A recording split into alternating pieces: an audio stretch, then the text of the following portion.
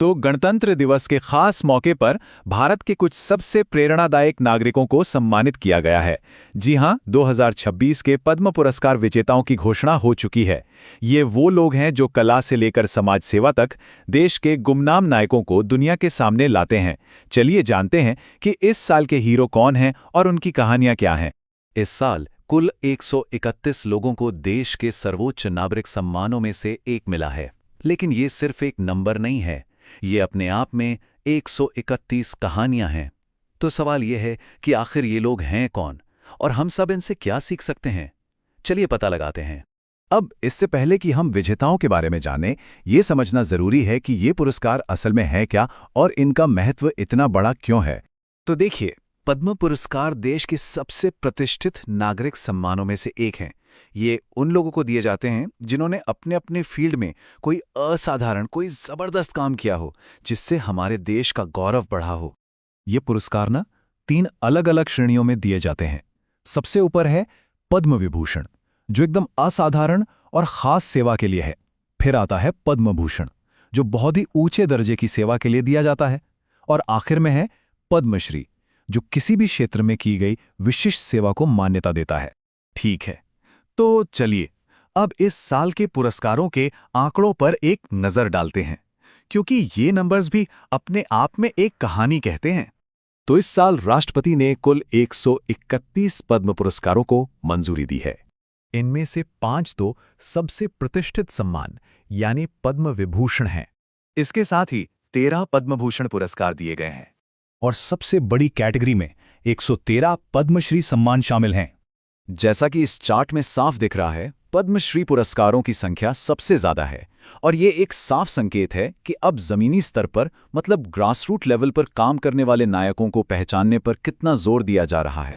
लेकिन ये पुरस्कार सिर्फ नंबरों के बारे में नहीं है। असल में ये हमारे देश की विविधता, उसकी डाइवर्सिटी को भी दिखाते हैं। चलिए देखते हैं कैसे।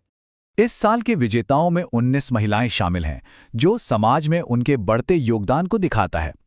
इसके अलावा 6 व्यक्ति विदेशी, एनआरआई या भारतीय मूल के हैं और 16 सम्मान मरणोपरांत दिए गए हैं।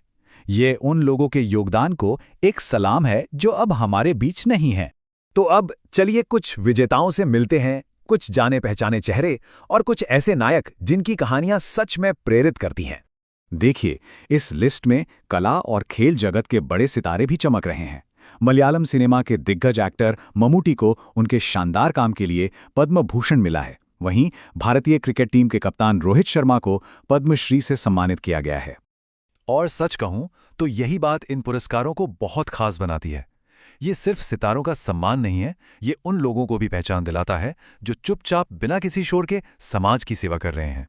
पता है, इस साल 1/3 से भी ज्यादा पुरस्कार यानी 45 गुमनाम नायकों को दिए गए हैं। ये वो लोग हैं जो चुपचाप बिना किसी पहचान की उम्मीद के जमीनी स्तर पर बदलाव लाने में अपनी पूरी जिंदगी लगा देते हैं। जरा अंके गौड़ा की कहानी सोचिए।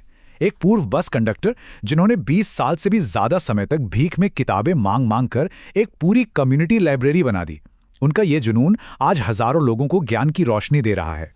और तृप्ति मुखर्जी की कहानी भी उतनी ही प्रेरणादायक है। उन्होंने अपनी पारंपरिक कला के जरिए 20,000 से ज्यादा महिलाओं को आत्मनिर्भर बनाया। सोचिए, एक इंसान का जुनून कितने लोगों की जिंदगी बदल सकता है। तो सवाल ये उठता है कि इन सभी कहानियों और आंकड़ों का मतलब क्या है? आखिर ये पुरस्कार इतने महत्वपूर्ण क्यों है?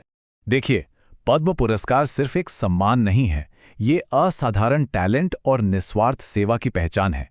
ये हमें दिखाते हैं कि देश को बनाने में हर तरह का योगदान मायने रखता है, चाहे वो बड़ा हो या छोटा। और इन लोगों की कहानियां हम सभी को कुछ बेहतर करने के लिए प्रेरित करती हैं। तो ये सब हमें एक बहुत जरूरी सवाल पर लाकर छोड़ देता है। जब हम इन नायकों का सम्मान करते हैं तो हमें खुद से भी ये पूछना चाहिए, हमारे आसपास प्रेरणा के स्रोत कौन हैं और हम उनसे क्या सीख सकते हैं?